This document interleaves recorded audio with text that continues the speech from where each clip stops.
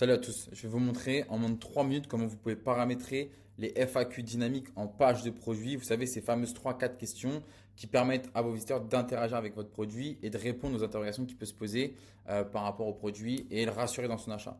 Une fois que vous avez installé l'application Brandy directement depuis le Shopify App Store, vous pouvez cliquer sur le menu ici dans Product Questioning. Si jamais il apparaît pas, vous me contactez via Twitter ou quelqu'un de l'équipe dans le chatbot et on vous active la fonctionnalité à distance en quelques secondes. Quand vous cliquez ici, vous allez donc pouvoir tout paramétrer. D'abord, vous pouvez sélectionner les produits parce que vous pouvez sélectionner est-ce que vous donnez la fonctionnalité à tous les produits de votre store ou seulement quelques-uns. Donc là, par exemple, je vais dire je veux que la bague Adélaïde, je la sélectionne et ensuite je fais générer les questions. Si jamais vous voulez faire pour tous vos produits, vous avez juste à faire generate for all le nombre de produits que vous avez et ça va générer automatiquement toutes les questions. Vous pouvez ajouter le logo de votre marque aussi ici dans le chat et changer son ratio si jamais ça peut être intéressant.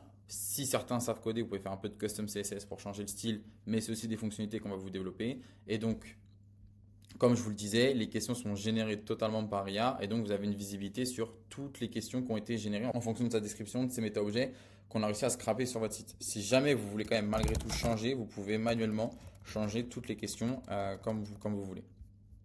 Ensuite, pour ceux qui ont des stores qui tournent dans plusieurs marchés, vous avez la possibilité en fait de traduire automatiquement donc le langage du chat en fonction des langues que vous avez paramétrées. Donc par exemple, imaginons je vais ajouter le suédois, je fais juste add language, ça va l'ajouter ici en me disant ok je suis en train d'ajouter le suédois à ma translation.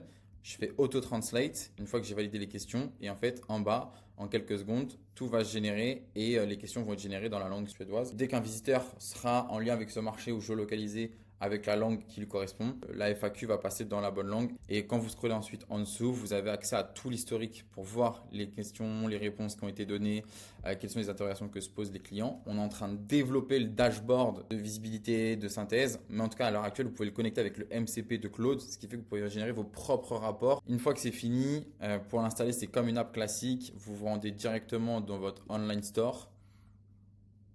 Hop, et vous allez dans votre page de produits. Imaginons celle qui est par défaut. Hop, je ferme ici. Donc là, moi, je l'ai déjà ajouté. Et ce qu'il vous reste juste à faire, en gros, c'est ajouter un bloc ici.